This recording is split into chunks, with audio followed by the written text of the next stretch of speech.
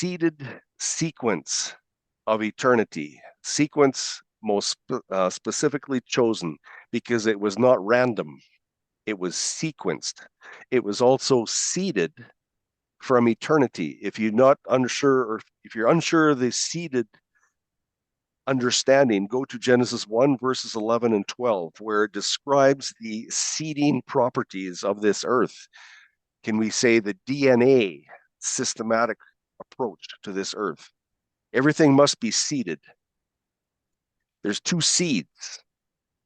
One is the seed of righteousness from Yahushua HaMashiach, and the other is the seed of the adversary. But right now, we're going to be looking at the seeded sequence of eternity. Yahuwah sequenced the first 24 hours, and he established it for eternity. He positioned this earth into infinity. The purpose of this or study, or of course, is the Hebrew word for light. You're going to see a lot of that word.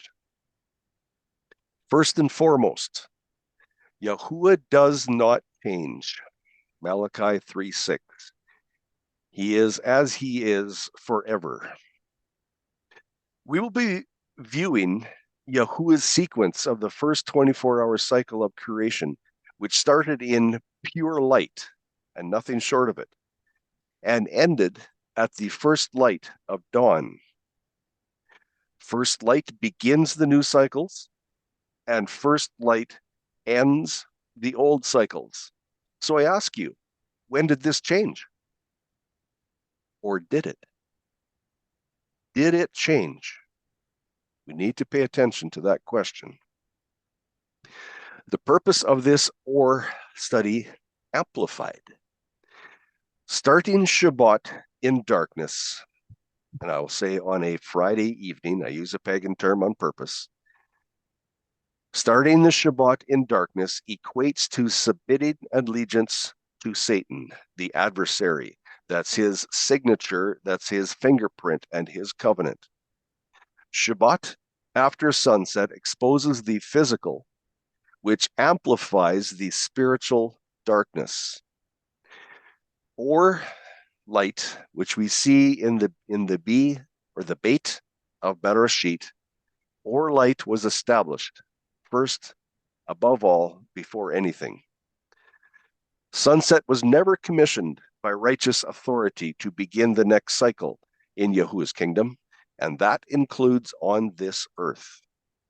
Remember, even the evil demons in the Messianic Testament had attested to this fact. They knew. Inquiries to ponder through this or study. Did Yahuwah change in 450 BC? Why is that date so specific? Because it is 450 BC that it is recorded the official change to the sunset system of the Shabbat. What was before that? If it changed to starting Shabbat at sunset, what came before it? Why does the Talmud 32 record the priests being wakened early before dawn to prepare their service? And yet, at 450 BC, we understand is when they changed to the sunset system of worship so they could accommodate their lunar calendar with its intercalation. Why do some start their Shabbat after sunset in darkness? Doesn't this break his light and night covenants? Have you ever heard that there's a covenant of the light and a covenant of the night? Well, I think you're going to learn more on that. Let's read Yirmiyahu to refresh our minds, or Jeremiah 33:20. Thus said Yahuwah, if you could break my covenant with the day and my covenant with the night, so that there be not day and night in their season. The interlinear scripture analyzer says, in the time of them. Have they been assigned to a season? Could these be seasonal appointments? the light season assigned to the light and the night season assigned to the night, and which one follows which?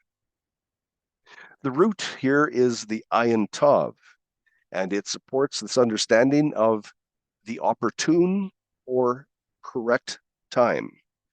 Very important. There is a correct time. The appropriate time is established sequentially and authorized specifically to function within the Melchizedek order. Could Amos 7 provide us with some wisdom? Amos 3:7. For the Master Yahuwah does no matter unless he reveals his secret to his servants, the prophets. Again, another question. Did Yahuwah reveal the sequence for the covenant of the light season and the covenant of the night season to Moshe? Here, Moshe, document this for my people. Could that have been what happened? Is it important to know which comes first, light or night? Is it important to know when to start the Shabbat? What if you have an appointment? It's called the seventh-day Sabbath and you miss it. What if you profane it and you declare that which has not been called Kodesh or holy? If you claim that as being holy, you have that right? Does anyone have that right to declare something Kodesh or set apart, which Yahuwah has not? Shabbat is the sign of his people. Might Yahuwah have revealed his sequence of the two covenants so his people could observe Shabbat according to his appointed order? Or would he leave us as a fish on the beach? No, I don't think so. He's an Elohim of order. So we're going to start again here. We're going to read Yirmiyahu to refresh our minds. Verse 20. Thus said Yahuwah, if you could break my covenant with the day and my covenant with the night, so that there be not day and night in their season, then my covenant could also be broken with David, my servant, so that he shall not have a son to reign upon his throne, and with the Levites and the priests and my attendants. Moving up to verse 25. Thus saith Yahuwah, if my covenant is not with the day and night, and if I have not appointed the laws of the heavens and earth, then I would also reject the descendants of Yaakov and David, my servant, so that I should not take of his descendants to be rulers over the descendants of Abraham, Yitzhak, and Yaakov. For I shall turn back their captivity and have compassion on them. Suddenly, it becomes very important to understand about the covenant of the light and covenant of the night. At this point, it becomes very, very clear that the covenant of the light and the covenant of the night maintains a top level of importance. Let's now investigate Genesis 1:5 with an intense focus to discern exactly in what fashion Yahuwah organized and orchestrated this earth's very first cycle of the week. Also, it is the first cycle of the month and the first cycle of the Shana throughout infinity. Let me just emphasize Shana as an incredible, incredible cornerstone of Yahuwah's book, the scripture. It's the cornerstone of timing. You find that word first in Genesis 1, verse 14. And let the signs be for years. That word year in Hebrew is Shana. The 360-degree calendar is built on Shana. Could verse 5, could that be Earth's first time appointment? This is Yah's end time message. It's from Genesis 1, verse 5. This is from Yah's covenant calendar. On the right, is sequence and covenant important?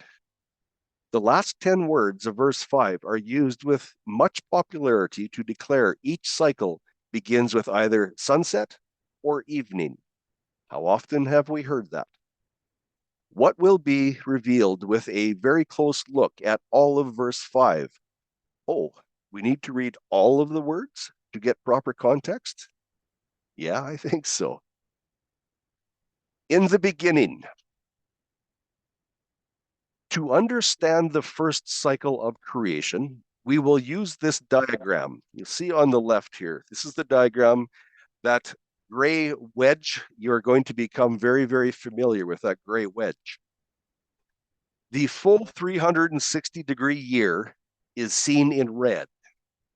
360 degrees is the only format that supports 3.14 pi, which goes into infinity.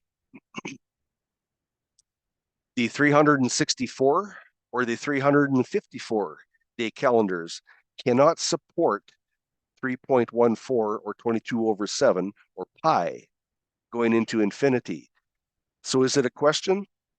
Why did Yahuwah place us in a 360-day year or 360-degree year? Why? Because that's what supports infinity. And once you start understanding the word Shane that you'll see at the very bottom, once you understand the characteristics of that word, you will understand basically that is eternity through a duplication process. But I'm going on a little bit of a run here. Let me get back to halfway up this pink box. The full, 3/4 way up, the full 360-degree year is seen in red and the first cycle of the 24 hours. You'll see that in the gray wedge. Genesis 1, verses 1 to 5, is this gray wedge. It is 1 degree, a 1-degree wedge of 360 degrees. So if you placed 360 of those around a circle, it would be completely gray. And no, it's not all measured out perfectly, but I wanted you to see that gray wedge so you can understand what I'm talking about. This gray wedge, the 1 degree, or the first cycle of creation, this gray wedge will be extracted and expanded to focus and illustrate the sequenced events on this first cycle of creation. So from now on, you're going to see just a wedge or maybe a few of them. So the question is, in what state did the first cycle begin? Think about that. We're told that it began in Choshech, darkness, Tohu and Bohu. Really? Simultaneously, creation's first cycle. Elohim, or Yahusha, who is the light of the world, he stood at the door of Beit. When you look in the middle of this slide, you'll see an interesting black form. That is the letter Beit. It's an ancient style Beit. So he stood at the door. And you'll see this Beit. It is the first letter of Bereshit in your Hebrew scriptures. Beit symbolizes Yahuwah's kingdom. As you'll see, there's an entrance. And if you want to see more on this, look at Creation's Curtain Call. Very, very interesting study. It is specifically on the first verse, Genesis 1:1. It's not a heading, it's more of a documentary. It's an incredible 7 words.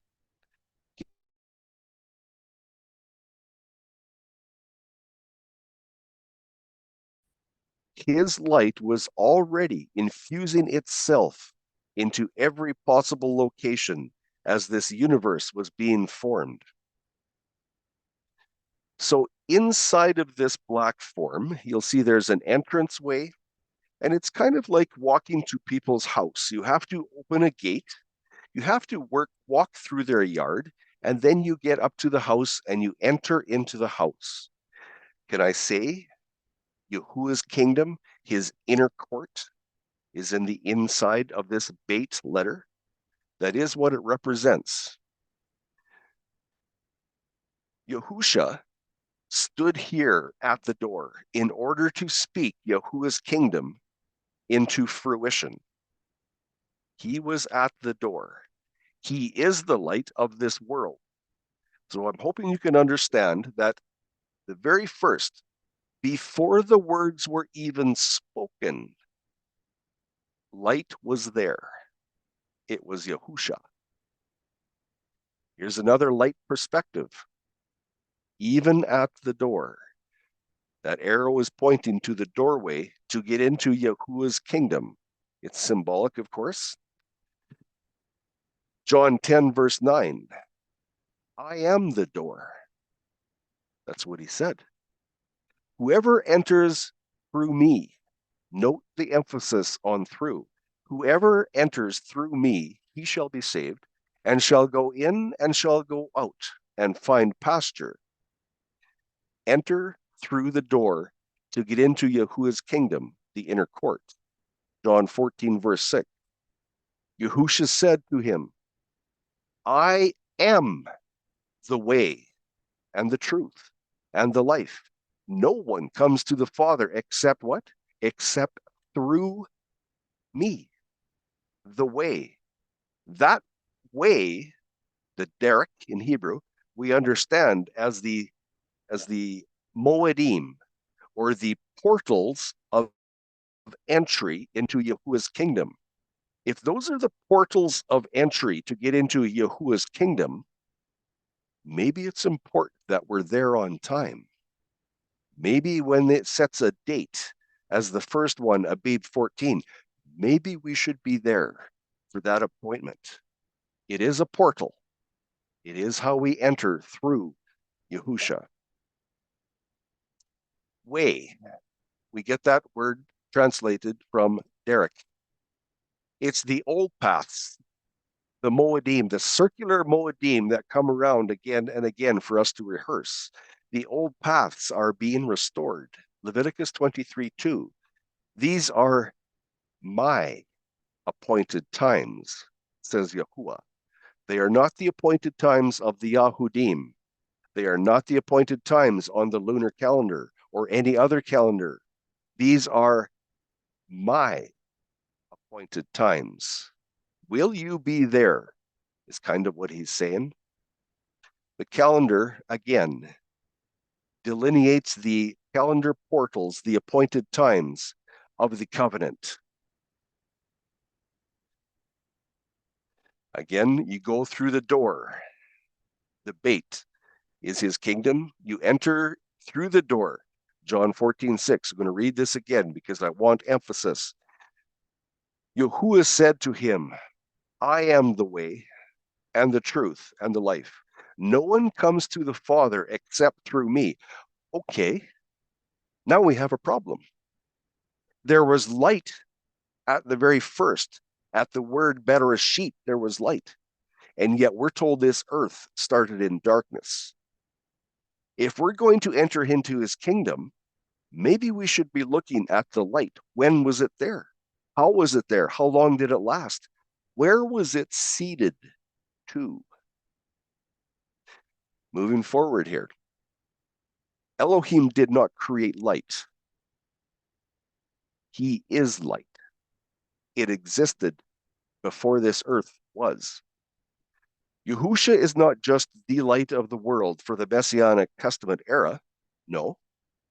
When Yahusha declared, I am the light of the world, he is informing us that he was that light at the door of Beit. Genesis 1:1. Elohim did not create light. He is that light. This next sentence, I want you to think about this. Yahusha seated himself, the light, onto this earth. And you'll see a whole lot more about that in Genesis 1 study. The sheet, the garment, that sheet is better sheet. That garment was light. He seated himself as the light of righteousness onto this earth. When he said, let there be light, was it physical? Yes, it probably was. But it was exponentially more important. It was righteousness. Again, Elohim did not create light. Remember his words, my burden is light. If you look a little bit deeper and you understand more, you will understand that it is inferred, my burden is righteousness. That's what's in the light. That's what cloaked this earth at the very beginning. Some emphasis here, because this needs to be understood. He is that light. Yahusha seated himself as the sheet. That's the garment located in the first word, bereshit. That's the righteous light. This is what was cloaking the earth in his light of righteousness. Genesis 1:1. There was a restoration of righteousness. Tzadikah, which is righteousness. Tzadikah shone in the darkness. Genesis 1 verse 3. Here's the command. Let light come to be, was the command issued by Yahusha pertaining to his burden. Let the light of righteousness be restored. Banish the spiritual and physical evil seed of Tohu, Bohu, and Choshek that we saw in verse 2. Two seeds, seed of righteousness and the seed of evil. Let righteousness come to be. Every facet on this earth has been derived from one of two seeds. One, there's the seeded light of Tzadikah, righteousness, that is Yahusha HaMashiach. Or, as seen within the Tohu, Bohu, and Choshek, seed of Satan on the waters, Genesis 1, verse 2. That's his Tov, that's his fingerprint, his signature. Again, Elohim did not create light. Before Yahusha activated his breath to speak forth creation, he already was that light, even at the door. A door is a position of pre-entry. The first light season did not start with a mixture. Please remember this. The first light season did not start with a twilight mixture. Why not? Because Yahusha, in Yahusha, there is no mixture. Part 7 is going to get into this very, very strongly. But for now, the pure or light was seeded from Elohim. There was no need to segregate it by a mixture effect. The seed light of the world was distributed in accordance with his will instantly. Isaiah 48:3 says, I did them suddenly. So here's your little gray wedge that I was talking about earlier. Let's have a look at it. On the left, you'll see the blue triangle, the half portion of that wedge. This is the first cycle. It's the first 12 hours of cycle number 1. It's blue because that's the light of righteousness. Looking at the blue section, since the light of the world spoke this kingdom into existence, the light was there as the door before creation. Scripture tells us, before we were created, he was.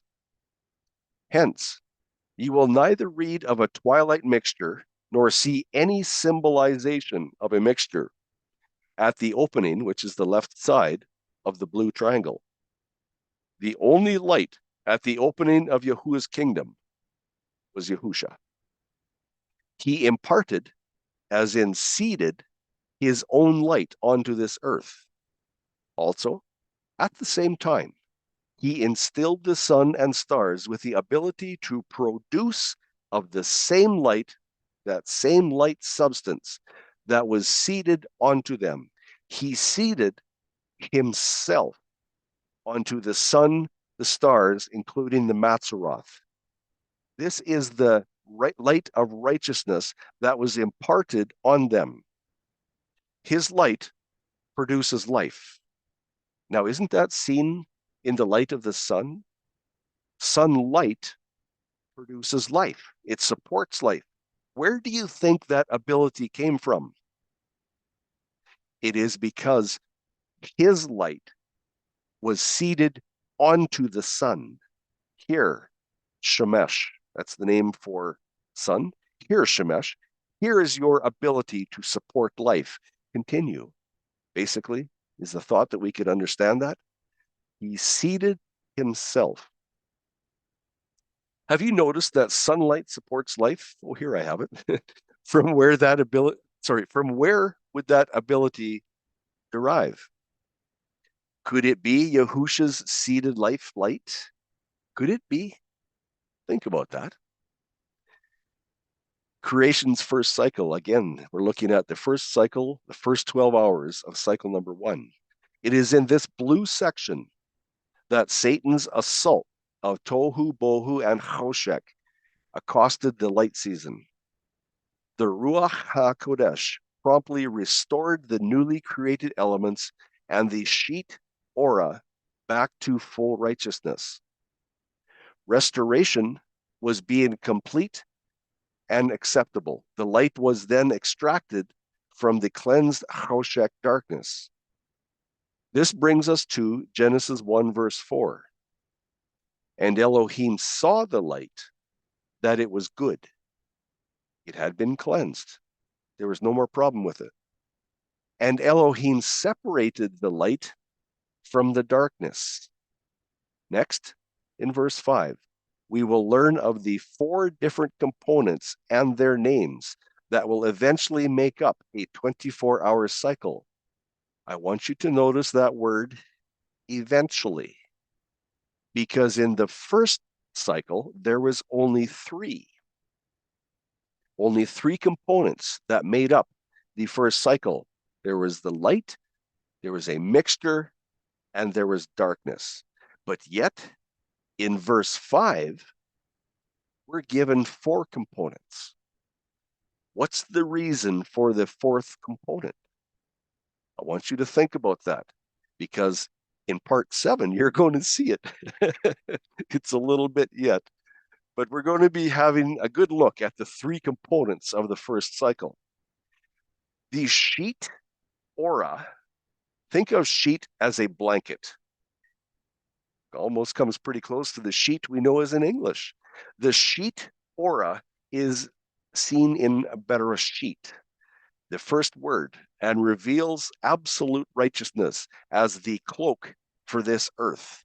Immediately in the first verse, Genesis 1:1, light, righteousness, cloak this earth. First cycle again. Let's read the full verse, and then we will look a bit closer at the words. Genesis 1, verse 5. And Elohim called the light day, and the darkness he called night. And there came to be evening, and there came to be morning, the first day. Is there a calendar cornerstone order here? Why is that word order emphasized and in blue? Because it is referencing the Melchizedek order. It's not just a haphazard, get your ducks in a row. No, this is referencing to the Melchizedek order. So this verse 5, and what we read through it, light, darkness, evening, and morning, is this a systematic arrangement for proper procedure, imperative with the order of the one and only Melchizedek? Creation's first cycle. In this blue triangle, the first events recorded from Genesis 1:1 to 5a occurred. For clearer understanding of how these events unfold, see the full part or study, the series of studies, very, very detailed. Genesis 1 verse 5b records, and there came to be evening. If something came to be, what came before it? It could only come to be if something preceded it. So the question is, what preceded it? To facilitate the first Erev mixture, that's the Erev is the word where we get evening. I should say evening is where we get Here's what we get from Erev. Erev is the mixture. To facilitate the first Erev mixture, this first event, the sun that was created instantly and seeded with light must remove itself. It must travel within the Tekufa circuit, that circuit or the path that was designated most specifically for the sun. It contained the path that the sun must follow. It must not deviate from that path. So for that sun to move, to be able to facilitate the function of having an Erev twilight mixture of light and darkness, it had to move, it had to make its first movement, the first degree of movement within the Tekufa circuit. This is where time began. Genesis 1:1-5. That shouldn't surprise you. This is where time began. The Tekufa begins. Did you see that? I'm going to back it up and we're going to do it again. I'll back it up. I want you to watch this sun. Now, to get a mixture, a twilight mixture, the sun has to remove its direct sunlight so that there's only residual soft rays of light so that the darkness can overtake the soft light. I want you to watch what this sun does. The sun must move away from the position it had.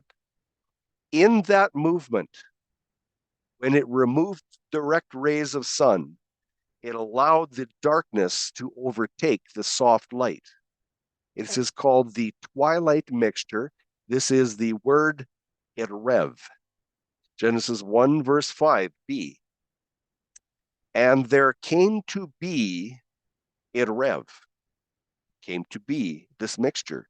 And I hope you're noting that if the earth was created in darkness, the sun without darkness would move into darkness and we would see nothing, there would do nothing, there would be no mixture.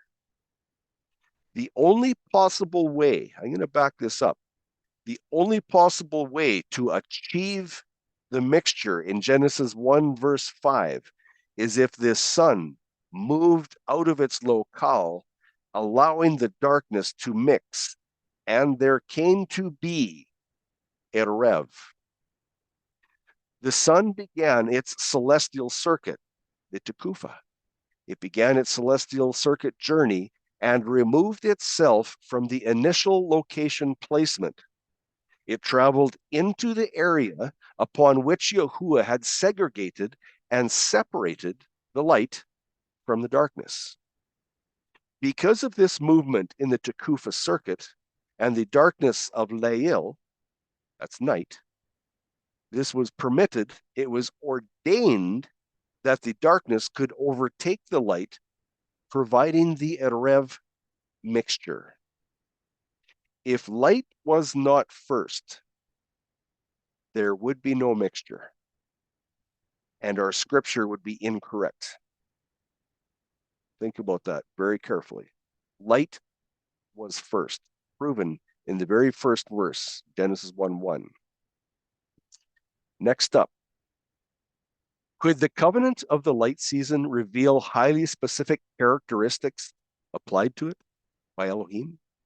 Why do I have the sea emphasized in blue? Isn't blue a direct reference to royalty? Maybe to Yahushua HaMashiach? Think about that. Why do I have that emphasized in blue? What characteristics are going to be applied to light? Did Elohim call out the light season covenant? Why is there that asterisk above the call out? I am specifically emphasizing that for a reason. Let's look at it. Here we see the verse, and he is calling out Vayakra. Is this coincidence? Did this just happen? Or is this systematic design from your creator? He's calling out the light. What is he going to call it out as? Well, we look at this word a little bit closer. Ikra. If we look on the left here, you'll see J. Parkhurst. This is his lexicon. Here's the letters for Ikra. To be bright, splendid, shining. Down here, whoops, with the yod, bright. The first word is prefixed with a vav. This is Genesis 1:5, remember? This first word is prefixed with a vav. This vav connector, it's a nail, it's one upon which you hang something or you connect something. This vav connector links to the separation process in verse 4. It links that to Yahuwah's calling or naming application of specific characteristics upon the light. If there was specific characteristics to be applied to the light that we see today, where would those specific characteristics come from? Remember that seeding process? There has to be a seeding of these specific characteristics. He's calling it out. He's applying these characteristics. The Yod Kuf Resh letters portray superior characteristics intended to describe the attributes in determining the visible spectrum of light as Yom, day. Well, here's having a look at these characteristics. We're going to see this more later on. Bright, splendid, shining. Could there be symbolism here? If this was seeded at the very beginning, where would those descriptions come from? To whom might this glory be likened? Notice the whom is in blue, royal blue.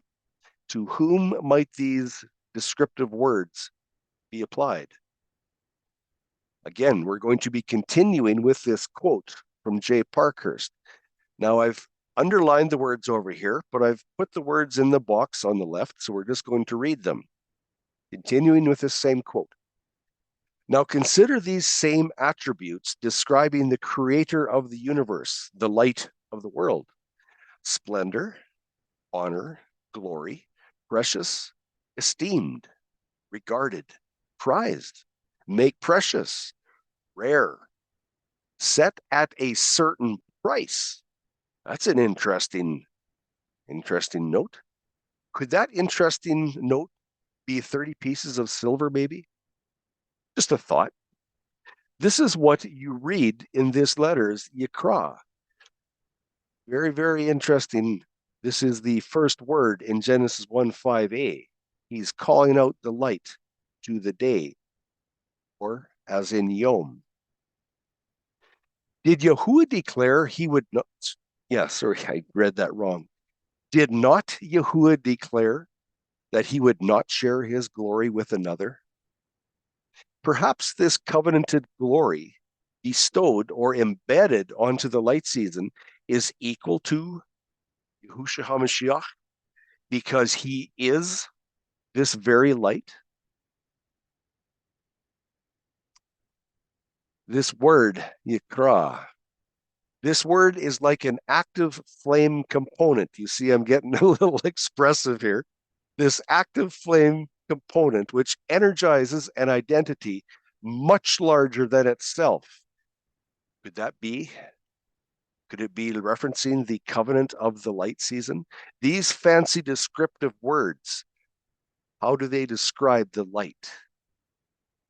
Now take a deep breath and once again consider the possibility of these same characteristics, capital blue C, describing the creator of the universe, Yahushua HaMashiach, the light of the world. Think about this. Splendor, honor, glory, precious, esteemed, regarded, prized, make precious, rare, set at a certain price. What about those 30 pieces of silver? When he's calling out the light, interesting, these characteristics that he's applying onto the light and the yom. The first light season, the covenant of the light season. Is it possible when he applied these beautiful words, these descriptive characteristics, could this be part of the covenant? This is what I'm describing you as. This is what you will be on this earth going through eternity. Could that be covenant of the light season? Consider Yahusha's words, I am the light of the world. With these words, we should expect that light would take the premier, foremost position in sequence and authority. In verse 5, we read the first word, Yikra. We should already be understanding that light, having the applied characteristics of splendor, shining, precious, and esteemed attributes applied to that light, it should be the first confirmation of the covenant of the light season, representing none other than Yahusha HaMashiach.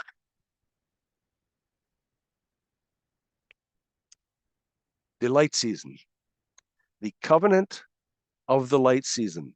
Is it possible that there's a fingerprint here, a signature, a sign, and a mark? Could this be his covenant of the light? I want to express this a little bit delicately, please, if you will allow this perspective. If I was in the position of Elohim and were to embed these declarations onto the light, this might be my personal thoughts.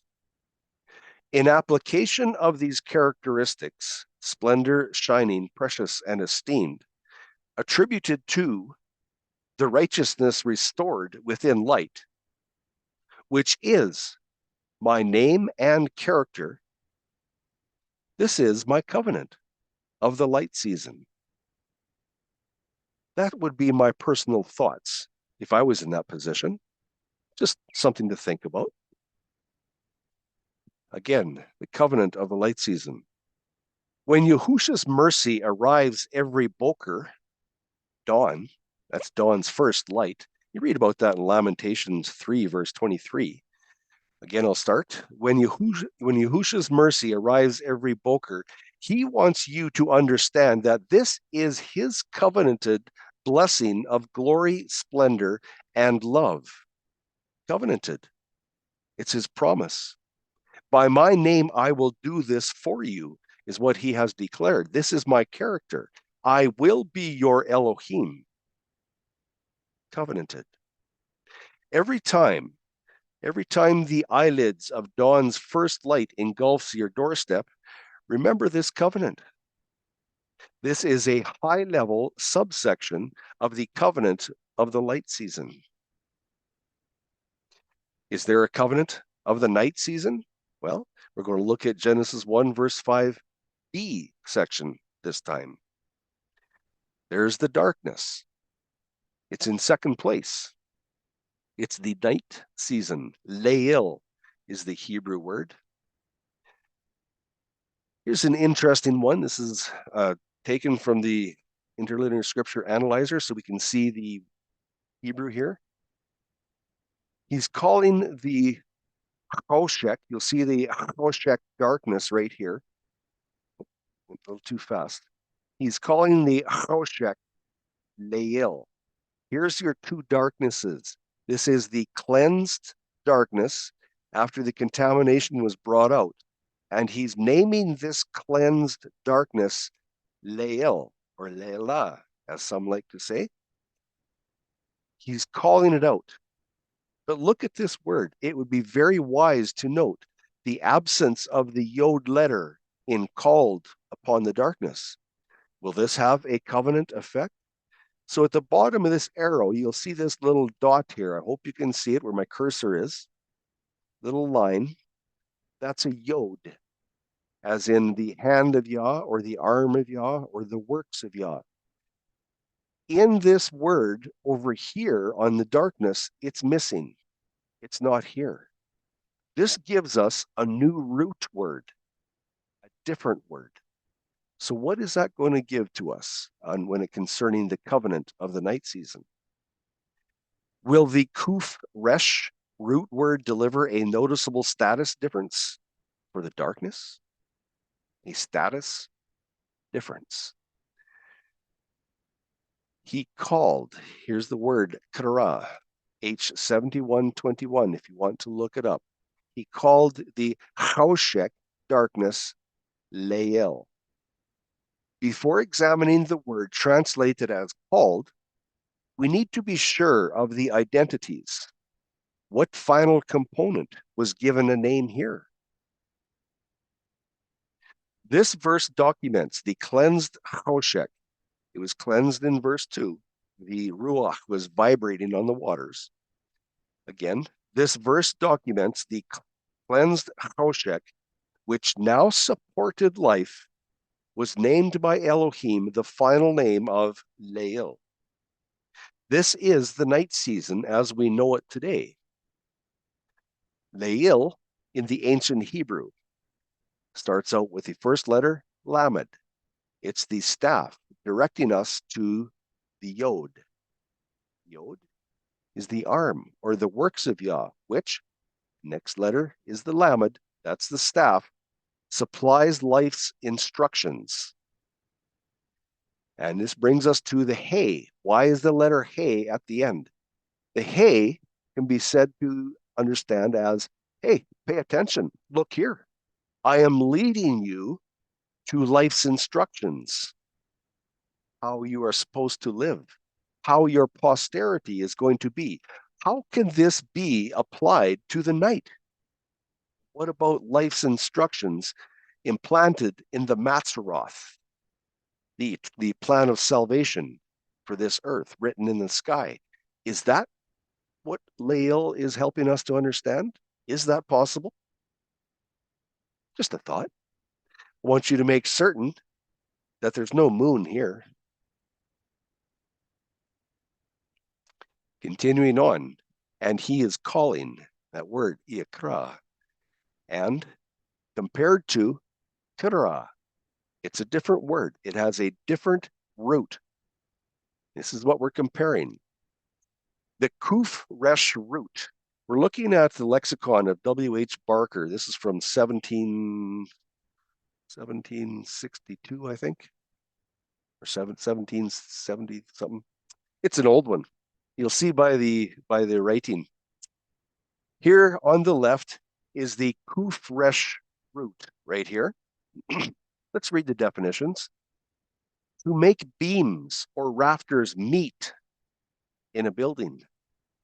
Two identities brought together to meet. Coming down here to this blue box, again, we see to meet with digging, or to meet with water by digging. Coming down to the box here, to meet, meeting.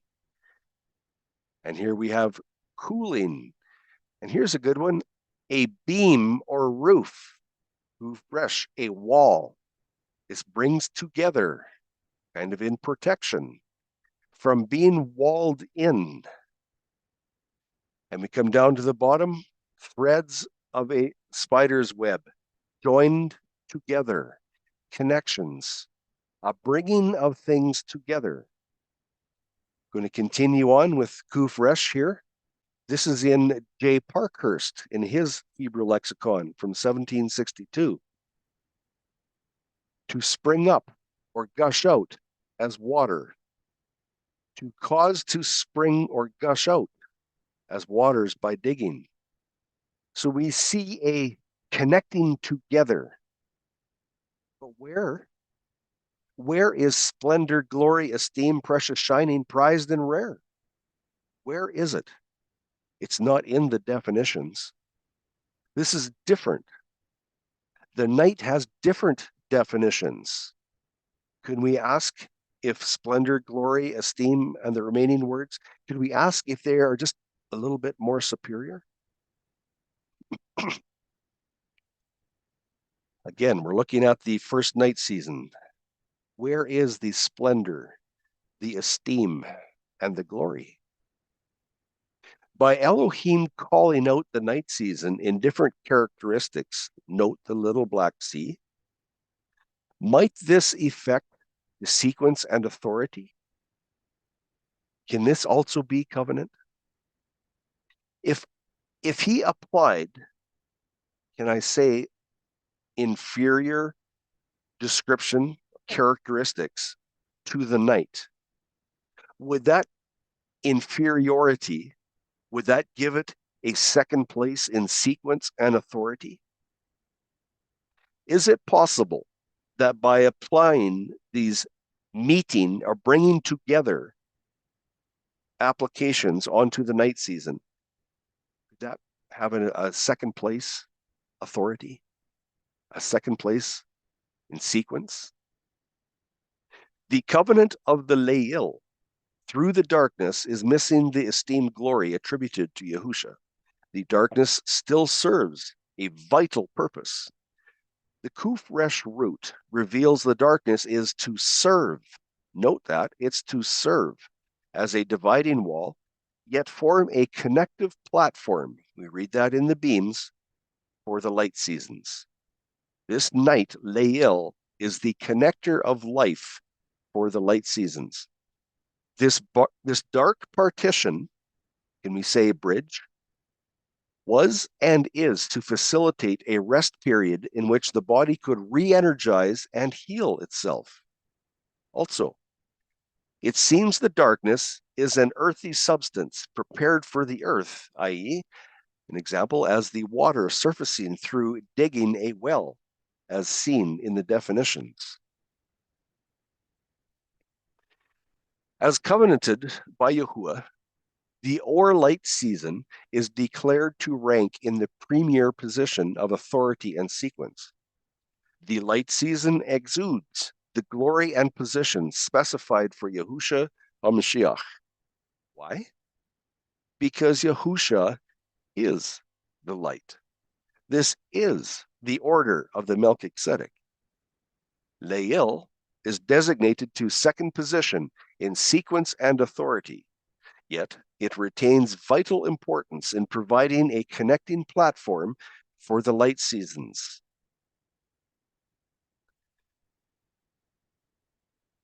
So here we come to a very interesting verse. We're going to be looking at this a little close. Genesis 1:5c section.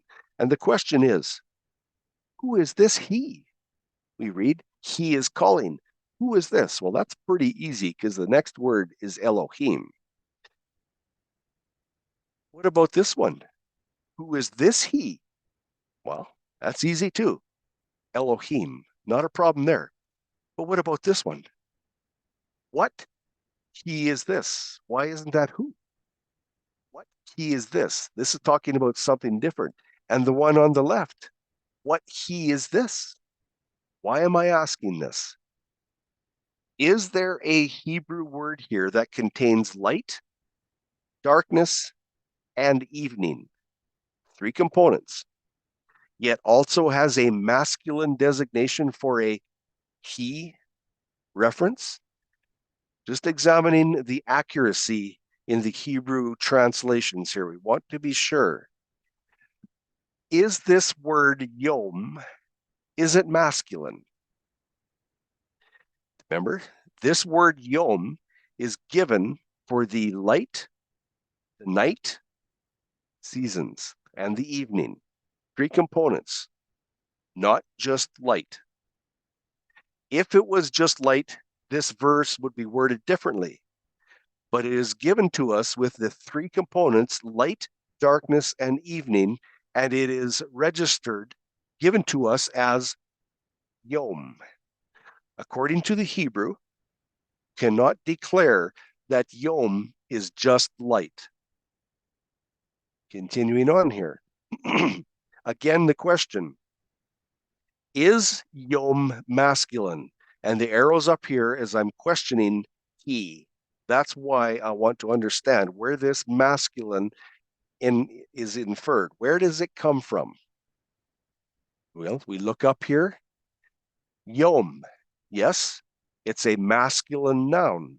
So very interesting. It's becoming night, it's becoming evening, and it's declared as Yom right here. Yom. How can it be that it has night, the darkness, and the mixture, the evening, and the light? Come back to the light here. All three components, and yet it's declared as Yom.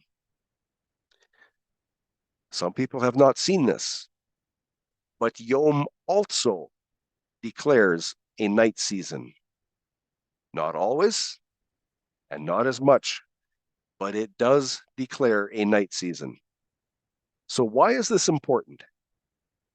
Because in this verse alone, light, darkness, and evening become one unit of time. Did you see this up on the upper left-hand corner? Echad, they become one. This word yom is one. It's a unit. And it also entails the inclusion of Leil, night. It's not just the light season. It also has night. It is echad. It becomes one unit. Part 7 of these studies is going to go into this quite a bit more. It's absolutely astonishing. So when you read this, one unit of time, just a little hint. Thank you, Husha. One unit. You will only find this word, echad, describing the first cycle of creation. And there's a reason for it. But for right now, the importance, it is yom. It's day in English, and it's referenced as 1 24-hour period, light to light, one full cycle. Why is this important? The second example of Yom found in Scripture is 24 hours. Yahuwah's Shabbat Yom, day, is 24 hours, light to light. If you doubt that, go to Matthew 28:1 and find out when the Shabbat ended. The Shabbat ended at Epiphosko, to grow light. Growing light is not sunset. Growing light is dawn. The Shabbat day is a full 24 hours, according to Scripture. Continuing on here, Yom. Here's this word. Yom Echad. Day 1 is what we get in English. Echad. This is the original seated pattern. Here, Yahuwah has established the light and darkness are one unit of time, and he titled it as Yom. The two twilights of Boker and Erev are integral with the light season, according to his declaration in this same verse. Yom, day, is referenced as 1 24-hour period, light to light, one full cycle. When you read Shabbat day, are you willing to attempt to break this original seated pattern set by Yahuwah? Difficult question. No, hard question. It's not difficult. Yes, most certainly. The greater share of times that Yom is seen in Scripture, it is referencing the light season only, beyond any doubt. That's factual. Yet, when solid evidence of a full 24-hour Shabbat is written, not only in English, but in Hebrew as well, this original pattern set on cycle number 1 cannot be discarded. There's much more coming on this in part 7. It cannot be discarded, not by those willing to Shema, listen and act accordingly. Will we be obedient? Will we walk in covenant? Or do we have our own drum? Will we be marching to our own thoughts? Genesis 1:5, C. Again, there's that beautiful word, echad. Why Echad? Why not Rishon? If Rishon, which is first, as in number 1, if that was present in this verse, it could render the first light season and the first night season being separate, and the first evening being separate. 3 firsts. 3 separate individual particles. This way, it might seem that there is no indication of a unified 24-hour period. However, through Echad, Yahuwah intends for us to understand the first 3 identities are considered Echad, 1 unit totaling 24 hours, and which he gave us the word Yom. The first cycle of creation reveals the full and completed story of this earth before Yahusha comes to redeem his people. And again, more on this in part 7. I'm excited about part 7. The first Yom, Genesis 1:5, visualized. And Elohim called the light day, and the darkness he called night. And there came to be evening. There's your Erev mixture. 3 components.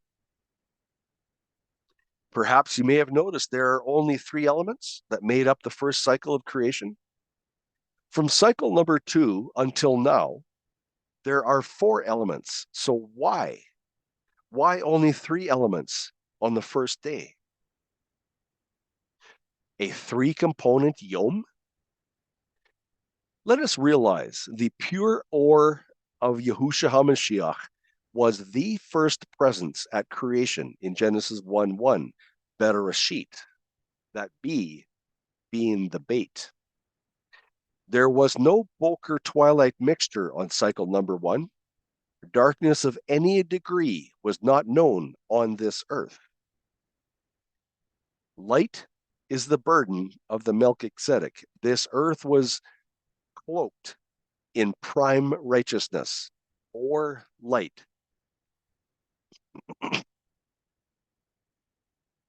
Shema with the physical light is a primary step in graduating towards righteousness through Yahushua HaMashiach. But there is more. There is a spiritual light that we must graduate to. We must step up to the plate. A duplication slide here. It's specific to emphasize because this needs to be known. Time on earth began in purity. Yahuwah is perfection. We see that in the rock given to the breastplate of Aharon, the Tumim, perfection. There was no mixture at the very initial opening of this earth. It was pure ore. It was pure prime righteousness. This pattern and the thoughts are to be carried forward into the 8th millennium, the new beginning of this earth. Naming a major component to second place, Genesis 1:5b, visualized. Yahuwah's character, righteousness, once again resided in the first ore. The Choshech darkness had been cleansed of evil impurity. It was time to name the cleansed Choshech. And Yahuwah named the Choshech Leelah, or Leel, night. That was that connection, that beam that brought things together, that formed the platform that connect the light and the light. The night, the Leel, is a brutally important platform. It provides for us life support in the form of the Matzeroth. Genesis 1:5 visualized position and purpose. Or light season had a regal aura assigned to it. This process embedded upon it character. Character through a name or light. or was and is to represent the Son, Yahushua HaMashiach. This premier position was of the highest esteem. Ye are children of the light. Are we listening? Do we have ears to hear? These thoughts portray the covenant of the light season. Position and purpose. Leil, night, has no regal esteem abated upon it. There is no glory shining bright. Zero connection to the Mashiach. Only obscurity in shrouded darkness. Yet, the Leil was and is to serve a vital life-supporting process between the periods of shining brightness. Leil serves as a time the physical body can restore and revitalize itself under the authority of the Ruach HaKodesh. Two components visualized. Genesis 1:5, A and B. And Elohim called the light day, and the darkness he called night. Two major components of the first cycle have been identified and named by Elohim.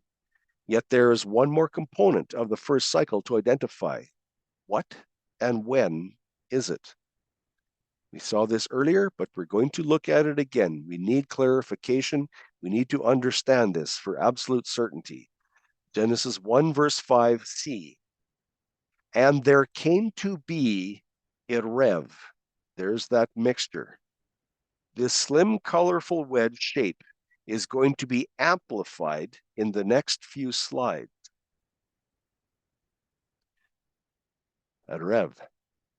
That's the Hebrew word, Erev, for mixture, where we get what's given to us as evening. In order to move forward with Genesis 1:5, section C, we must first look at the definition for Erev, or evening. Erev has a strong mixing construct. So let's look at the lexicon from W.H. Barker, 1776. I was off. I said 1772, so it's off a few years, but it's still pretty old. So let's look at this. You see the purple letters here? Erev, evening. To mix, mingle. The evening when darkness mixes with the light. So how is it that in Genesis 1, verse 5, and there came to be evening, we're taught it was all darkness? And yet he's telling us by the very words that darkness mixes with light. Light had to be first before the darkness could mix with it. Continuing on. Intermeddle. Intermixed with the warp. A mixed multitude. Intermixed in dealing. The willow, it being of a mixed color, pale on one side and green on the other, where vegetables are mixed. So it doesn't really matter what you have as long as there's a mixing. There has to be two or more elements brought together to mix. This is a verb action. It's not a noun. It's a verb. Let's come down to Erev. Here we are, Erev. This is from the Gesenius's lexicon, translated by Edward Robinson. Let's see if it has the same. Mix, mixture, mixed company, interwoven, swarm. Coming down here, between sunset and dark. And for all combinations with Boker, yes, there's a mixture in the morning too. Grow dark. Again, a heavy emphasis on a mixing of the sunset to darkness period when considering time. Question. Is there a mixing of light and darkness before the sun sets? Have you ever seen it get dark before sunset? Here's another lexicon. The Hebrew and Aramaic lexicon of the Old Testament by the Kohler and Baumgartner. Erev, to participate in, get involved with someone, to turn into evening. It's a metaphor. To go down, descent of the sun. Please note my words. To go down, descent of the sun, sunset, at evening, between the two evenings, between sunset and nightfall, together with a type of weaving, woven material, mixing, mixed race, and a willow. Now, need you to think on this. Has anyone been able to detect the infusion of evil, twisted, lunar-based dogma here? Did you see those two green lines go up and underline some words? I want you to look at them. When the mixture begins, has not the sun already gone down? Yet here it's talking about the sun going down. That's not what Erev means. Has anyone witnessed darkness mixing in the afternoon when the sun appears to descend in the blue afternoon sky? A warning here. We must pray for discernment when studying. There has been an infusion of dogma that is not supported by the Hebrew language here. Erev does not mean when the sun goes down. It does not mean the descent of the sun. The meaning of Erev is for a mixing. This is an infusion of deceptive words. We must be very, very careful of this. This is, I'll leave that for now. Just be careful. After reading these definitions from the different sources, the central theme of a mixing of separate substances or identities stands out quite pronounced. It is in these two portions of the 24-hour season, the morning twilight and the evening twilight, that the mixing of light and darkness occurs, and the word Erev can apply. However, this word is only used in conjunction with Boker when directly referencing the morning twilight. Since after the first cycle of creation, Yahuwah has broken down the 24-hour cycle into 4 separate segments, so we are able to conduct our lives accordingly. Evening, Erev, visualized. This shape is not an Erev mixture. It has only one element, and that is darkness. It cannot be declared as Erev. If this earth was created in darkness, you could not read, and there came to be evening in verse 5. It would be an impossibility. We need to think about the words that are written. Here is the mixture. It's a mixture of light and darkness. The darkness is overtaking the light in the evening.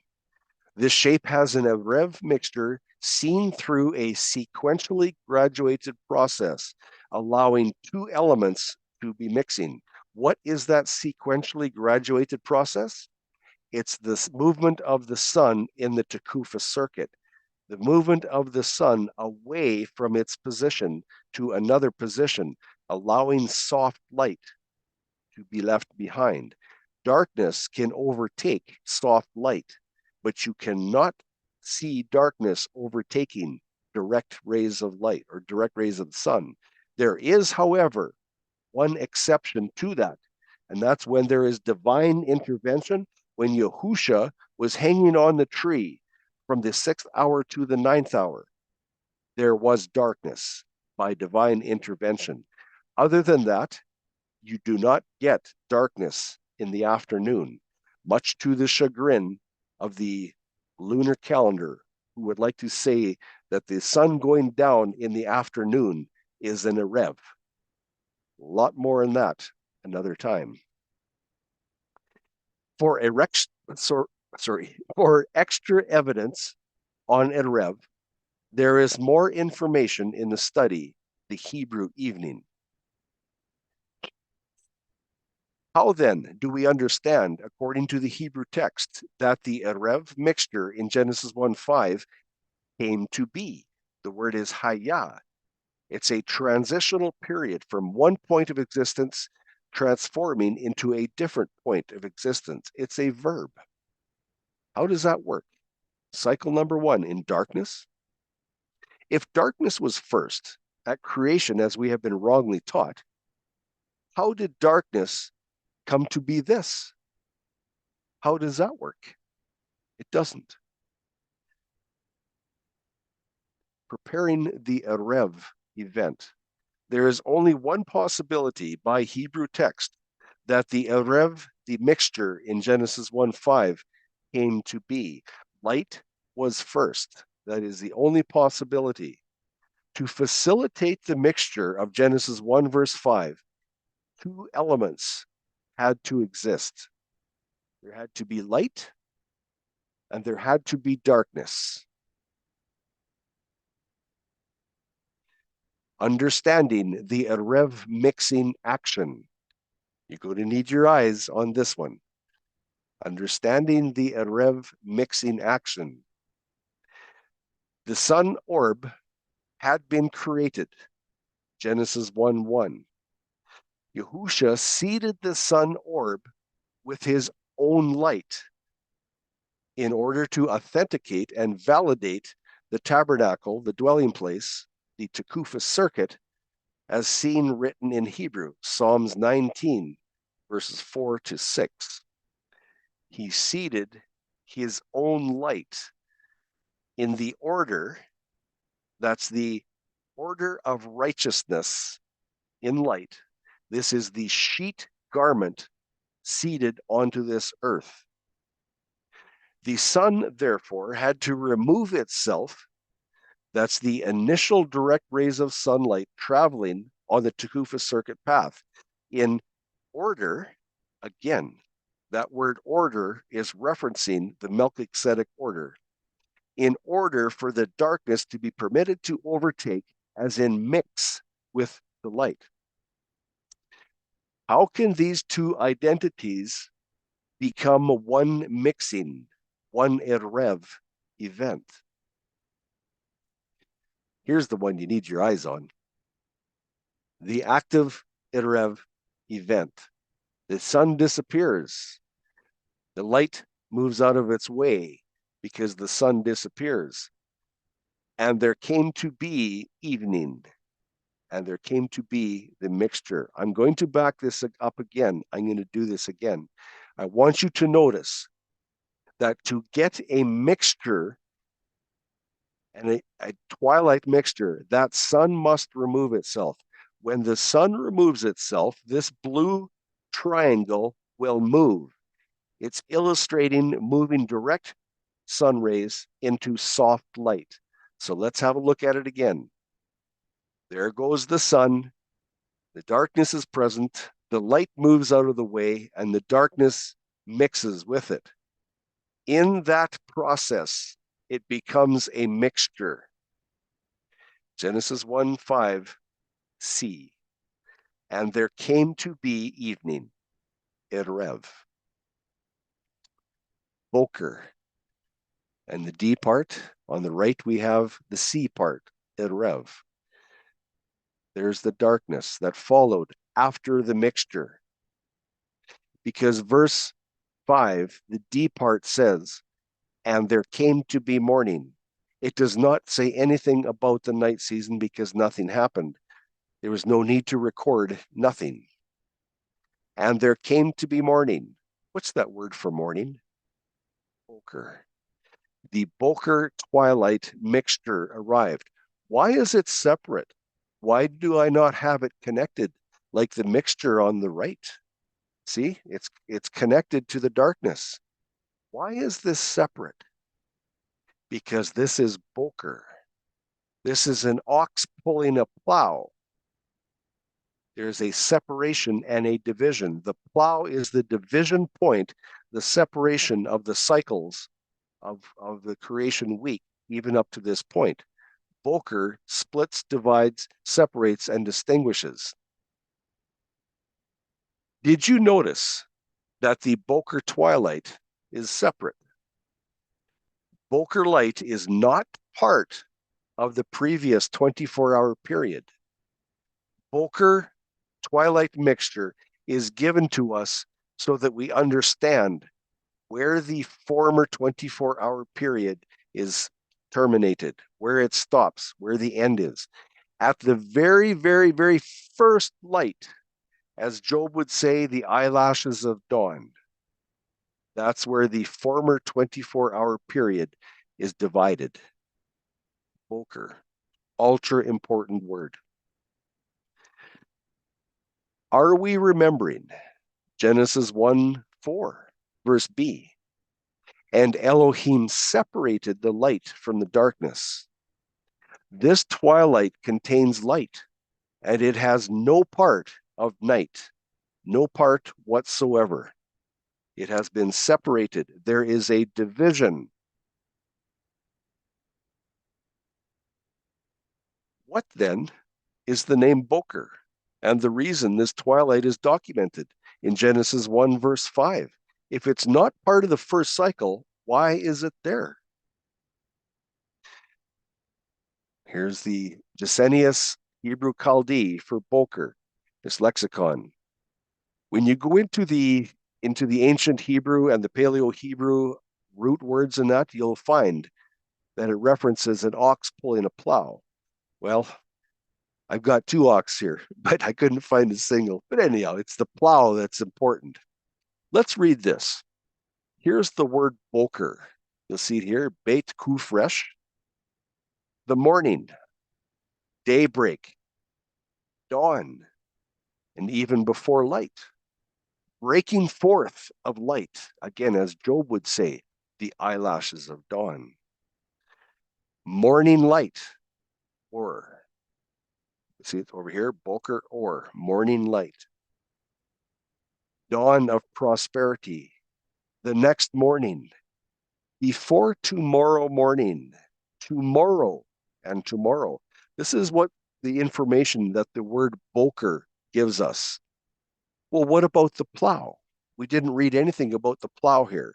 Where is the plow? Here we are, reading more. Boker.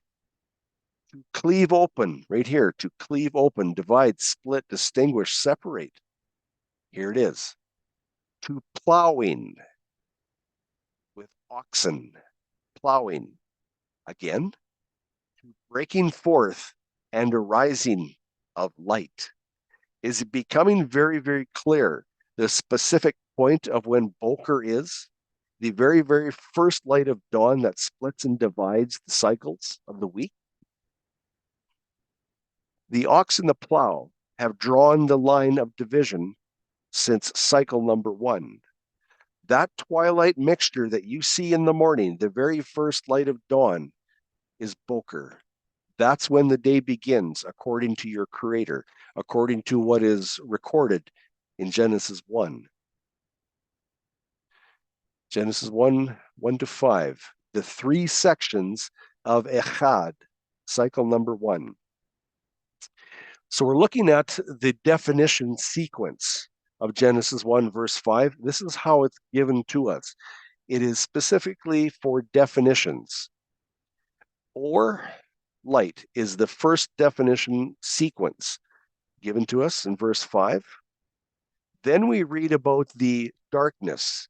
It's the second identity in verse 5. Then we read of the mixture, the Erev, and there came to be evening. So here we see the 3 components that made up the first 24 hours, if you will, of creation. 3 components. Note, this is the definition sequence. Now, let's look at the function sequence of Genesis 1, verse 5. Note, it's going from right to left, as Hebrew does. First is the or light. You'll notice it's on an angle. Why do I have it on an angle? Because now that it's in a function sequence, it has to fit that larger circle, the 360-degree calendar. So here is the first one. It's the light season. That's the first component. Next in succession comes the mixture, and there came to be evening. And then the night season was fulfilled. How do we know that? Because Boker came to be. and there came to be Boker. There's your twilight. Boker is the plow. This is the division. This is where the new cycle starts. So backing up here to the function, we see 1, 2, 3, 3 components on the first cycle of creation. There's that morning twilight again. What's going to be said on that? Genesis 1:5d. And there came to be morning, Boker. Notice the ox and the plow. Day 1, Yom Echad, Elohim's separating factor. Notice again, and I need to express this, Yom contained night, twilight, and light. 3 components. Yom Echad. Echad means unity, basically. Boker, the plowing. There we see first light. There is a reason the early twilight is named Boker. It separates and divides. There's a reason why Yahuwah used this word, Boker, to declare the first twilight. It's not perchance, and it's not out of place. Everything is done with a purpose. He is accountable for each and everything that he does. There is a reason for everything, period. If we look on the right side of the plow, it's past tense. This is the previous 24-hour period. That dirt has been overturned. How about the future tense? This is in the grass on the other side. It's untouched. It has not been experienced yet. That first light, the Boker, is the division written in Genesis 1. Boker. That plow is important. So again, we're looking at the 3 sections of Echad, cycle number 1. Light, twilight, and Leil. 3 sections. Then comes the Boker twilight. It was not until the eyelashes of dawn arrived that the separation assigned by Elohim, that the first 3 parts were deemed Yom Echad, day 1. That's the reason, even though there's only 3 components in verse 5, or in this first cycle of creation, that's the reason why the Boker, the twilight, which is actually assigned to the second cycle of creation, that's why it appears. Because Yahuwah is telling us, this is my oxen plow. This is where the separation is. This is what distinguishes cycle number 1 from cycle number 2. It's at that first point, the eyelashes of dawn. This is how I choose to separate my days. Job 41, verse 18. And his eyes are like the eyelids of the morning, just opening, light coming to fruition. Please note here, the second appearance of Yom, separated by Boker, included the dark segment completing a full 24 hours. When you are told that Yom only includes the light season, that is incorrect by Hebrew definitions. Cannot hold to a 12-hour Shabbat on that standard. It is incorrect. In Genesis 1, verse 5, Yom is translated as a 24-hour day, which is inclusive of the night season. Yom includes the night. In some cases, depends upon the context. This factor nullifies and effectively vaporizes any and all arguments of Shabbat day being complete in approximately 12 hours. The 12-hour Shabbat counterfeit deception can now be discarded immediately. There is an ample amount of Hebraic proof and also Greek proof revealing the 24-hour Shabbat simply cannot be denied. Now, we're going to move on to a bit here. The part 3, beginning. 1, 2, 3, there's your different components. Note, Here we have the full 360-degree circle again, or 360-day, however you want to look at it.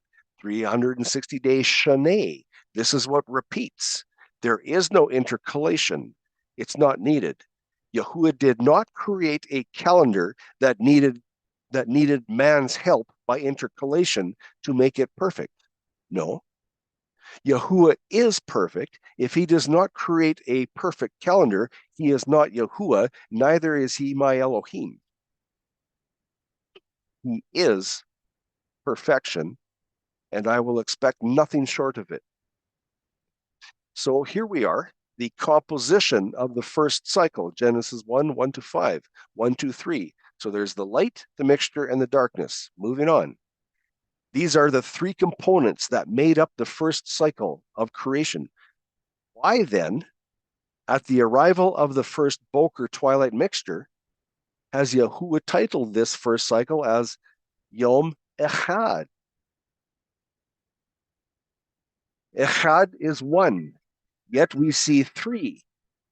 Why is this? Here we are, light first, mixture second, darkness is third. This composition pattern signifies 7,999 Shana. And if you're kind of having an astonished look in your face like that, what do we got in the yellow there? Come to part 7. We're going to dig in part 7 onto this. So it's a three component pattern. Echad. The first cycle's 3 parts signify Yahushua HaMashiach and his ordained 7 times 1,000 Shana mission. Shana being year. First was pure light. That's Yahushua. A mixture arrived, and darkness, sinful nature, reigns on this earth until his return. But why Echad? Why has this day been deemed as Echad? Because there is only one identity that can redeem this earth. One, and his name is Yahushua HaMashiach. End proclaimed from the beginning. The first cycle of creation sets a special pattern. Patterns are ultimate in Yahuwah's kingdom. The pattern of creation's first day. Verse 1, everything began with the pure light of Yahuwah. Verse 2a, intense contaminated Choshech darkness covered the earth, also representing the darkness of sin, for 6,000 Shana. Verse 2b to 4. Or light is restored. Would that be righteousness? Or light is restored, representing our restoration back to perfection at the beginning of the 7,000 years. Question for the new beginning. Will the second cycle of creation, will that duplicate the sequence? Genesis 1:1. Elohim created the Aleph Tav, the beginning and the ending. Genesis 1:5. D, it reads, and there came to be morning, Boker. That's a mixture. However, this was the beginning. What about Earth's final curtain call after 7,999 Shana? What light will that be? Will it be a mixture, or will it be patterned, the same as cycle number 1 of creation? We must recall the seeding standard from Genesis 1, verses 11 and 12. There is only one Echad cycle that can provide the pure light seed needed to reproduce into eternity. The beginning is as the ending. The earth ending is as the beginning. Genesis 1:1. It says there, Elohim created the Aleph Tav. When he spoke this earth into creation, Genesis 1:1 at the very beginning, Bereshit, in that word, That word is a documentary in all of itself. In that word, the Aleph Tov, the beginning and the ending was created instantaneously. The beginning of this earth, right to the end of this earth, was created instantaneously in Bereshit. The Aleph Tov, let us never forget who that Aleph Tov is, what it represents, and what it means to us. Not too long, there'll be a few slides left here. The new beginning, the 8,000th Shana. The Echad, day of creation, sets a special pattern. In the beginning, Elohim created Aleph Tov. Echad, one. It's one unit. From the beginning of time on this earth to the end of time on this earth is one unit, symbolized by the first day of creation. Why one unit? Because it will not be repeated. It's going to happen once and for all.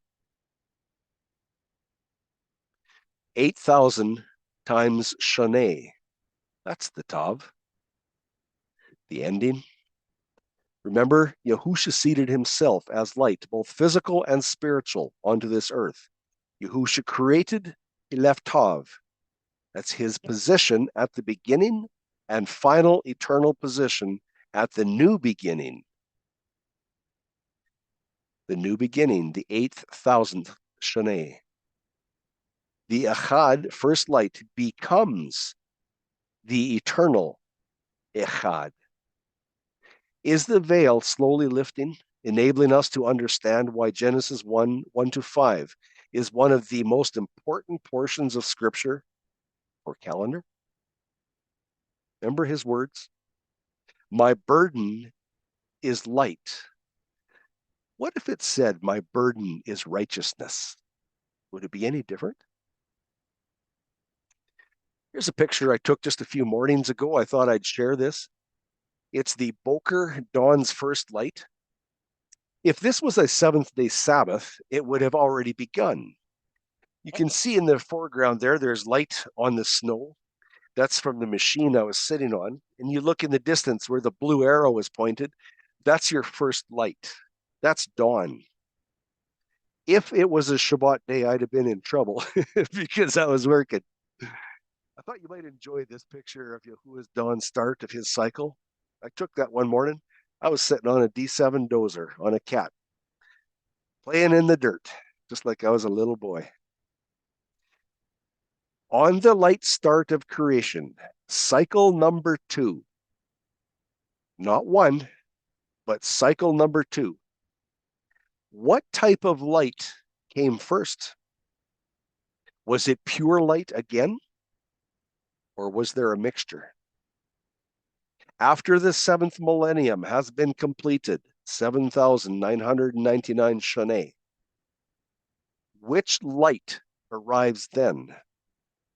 What will this light of Boker reveal? Part 7 is sure to be interesting, and this is the end of Part 6.